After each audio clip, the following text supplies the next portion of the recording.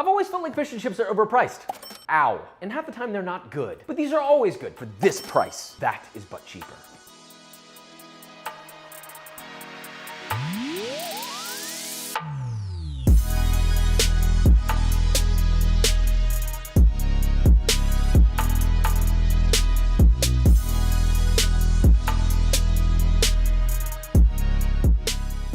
Ah, beer battered crispiness. Hot, fresh fries with the crunch. You got a good dip, some ketchup, maybe a little bit of multi-vinaigrette. And you're just wasting a whole lot of money on a cheap cut of fish. All because you don't want to take the 20 minutes that it takes to prep it. It's real easy, no more excuses. So let's make this, shall we?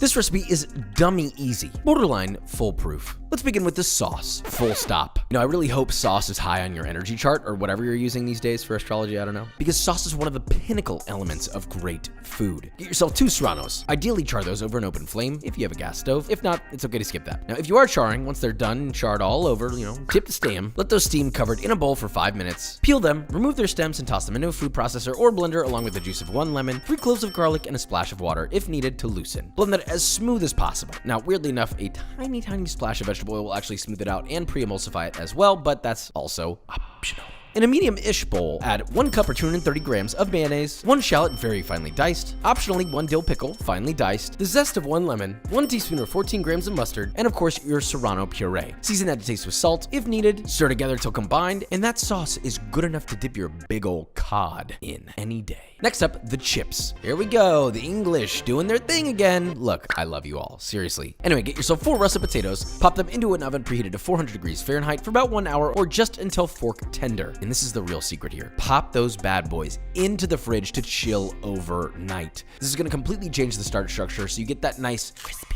crunch.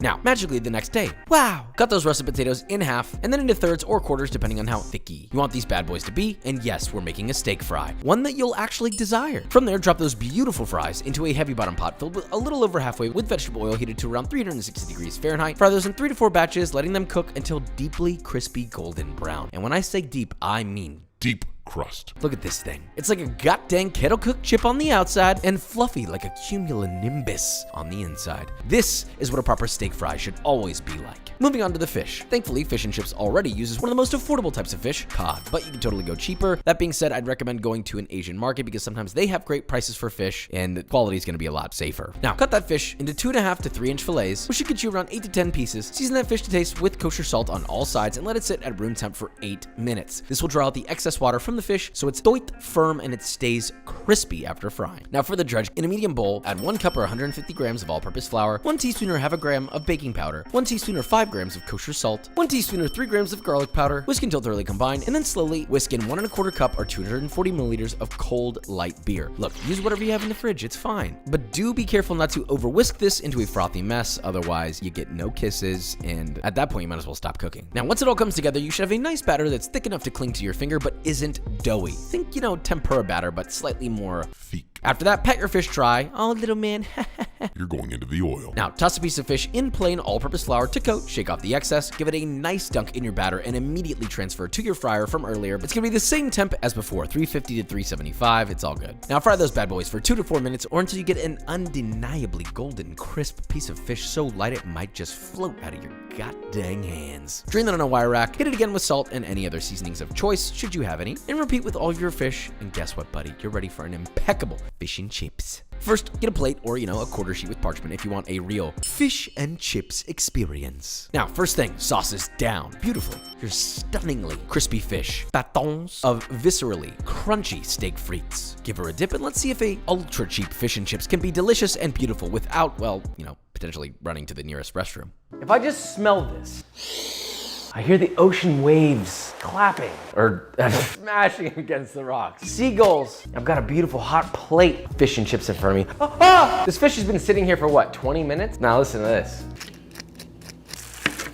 Mommy? Oh my God. I don't care where you go for fish and chips. Whatever you're paying is gonna equate to this quality for this price right here. Probably one of the most overpriced things. I don't know why we haven't done this sooner. It's just such a basic thing to make. The cheapest fish with some of the cheapest ingredients and you fry it and you've got it. What about them taters? Hi. Okay, all right. It's a little bit much, right? I'm sorry. And we didn't skip on them goddamn taters either. We didn't need a lot of ingredients to make this delicious. You could have all this flavor for the price it should have always been, without any loss of flavor whatsoever. So anyway, bye. You need the B-roll thing. Oh, but you know what else has technique? B-roll.